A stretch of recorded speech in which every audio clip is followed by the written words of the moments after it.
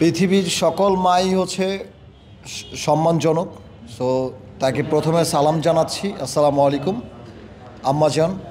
আপনাদের সামনে আসবো এই জন্য এভাবে প্রেজেন্ট হয়েছি, যেহেতু আমি সাকিবের বউ। এই জন্য দেখো মা, আমি সাকিবকে অনেক ভালোবাসি, অনেক ভালোবেসে ওকে বিয়ে করছি এবং অনেক ভালোবেসে তোমাদেরকে ছেড়ে চলে আসছি। তোমরা অনেক কিছুই করছো, কিন্তু আমাকে ধরে রাখতে পারো না, আমি চলে আসছি। তোমার কাছে আমার, বিশেষ করে মার কাছে আমার একটাই কথা, যে তুমি প্লিজ মেনে নাও। মেনে নিলে তো তেমন কোনো ক্ষতি হবে না।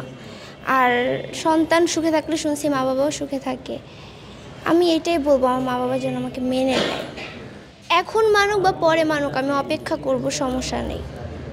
কতদিন অপেক্ষা করব? সারা জীবন অপেক্ষা করতে পারবো, সারা জীবন মা মেনে নেওয়ার জন্য আমি অপেক্ষা করতে পারবো।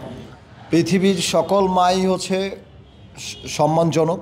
সো তাকে প্রথমে সালাম জানাচ্ছি, আসসালামু আলাইকুম আম্মাজান। আপনি অনেক চেষ্টা করেছেন ইকরাকে নেওয়ার জন্য। আমরা দুজন কিন্তু ভালোবেসে বিয়ে করেছি, আপনি মানেন নাই। না মানার কারণে আমাকে জেল খাটিয়েছেন, আমাকে অনেক রকম হ্যারাসমেন্ট করেছেন। তারপরও ইকরার নামটা মুছতে পারেন না এই দিল থেকে। সো ইকরার দিল থেকেও হচ্ছে ওকেও অনেক টর্চার করেছেন, বাসায় আটকে রেখেছেন 7-8 মাস, 10 মাসের মতো মেবি। সো তারপর কিন্তু আমার নাম কিন্তু মুছতে পারেন নাই। সো তারপরও চলে আসছে ভালোবাসার টানে। সো ও সারা জীবন থাকতে চাচ্ছে আমার কাছে, আমিও সারা জীবন ওরা রাখতে চাচ্ছি। সো এখানে কারো আপত্তি থাকার কথা না, যেহেতু সারা বাংলাদেশের মানুষ জানে ইকরা আমার ওয়াইফ। সো ইকরাকে নিয়ে আমি সারা জীবন একসাথে বাঁচতে চাই।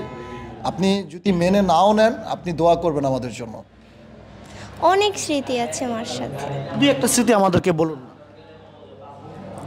যেমন হচ্ছে, আমি যখন অনেক ছোট ছিলাম, আমার হচ্ছে ঠান্ডার সমস্যা আছে। আমার যখন একবার ঠান্ডা লাগছিল অনেক, তখন হচ্ছে আম্মু অনেক ডিপ্রেশনে চলে গেছিলো যে এখন কি হয় না হয়। আর আম্মু আমাকে অনেক ভালোবাসে, আমার একটু থেকে একটু কিছু হলেই আম্মু অনেক হয়ে যায়, নার্ভাস হয়ে যায়। আচ্ছা আচ্ছা, তাহলে এই একটাই স্মৃতি নাকি আরও স্মৃতি জমে আছে? অনেক স্মৃতি আছে, একটা বলুন না। মনে পড়তেছে না অনেক। কারণ আমি তার অবাধ্য হয়ে বিয়ে করছি এবং তাকে ছেড়ে চলে আসছি, 3বার চলে আসছি, 1বার 2বার না।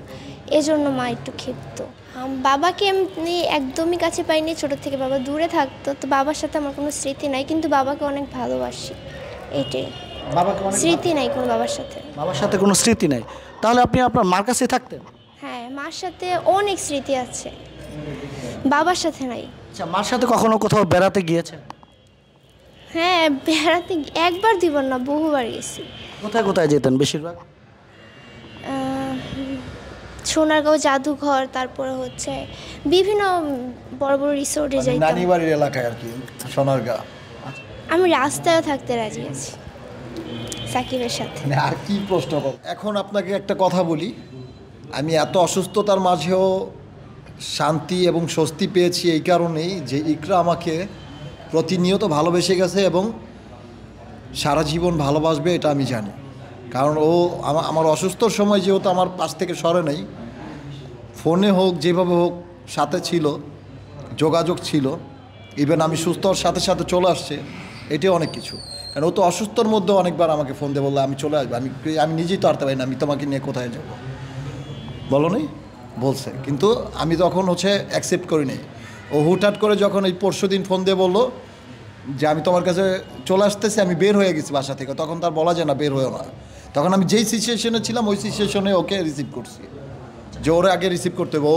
ও নাহলে রাস্তাঘাটে ওর একটা সমস্যা হয়ে যেতে পারে। বলবো যে আমার আম্মু হচ্ছে একটা পুলিশ হিসাবে চোরকে দেখে দেখে রাখে না, আমাকে ওইভাবে দেখে রাখতো যেন ওর সাথে আমি যোগাযোগ না করতে পারি। তারপরেও আমি অনেকবার করতাম। ব্লক মারছে, অনেকবার করছে, তারপরে যখন ব্লক খুলে করছে না, জান বলছে না, আমি বলছি জি জান বলো।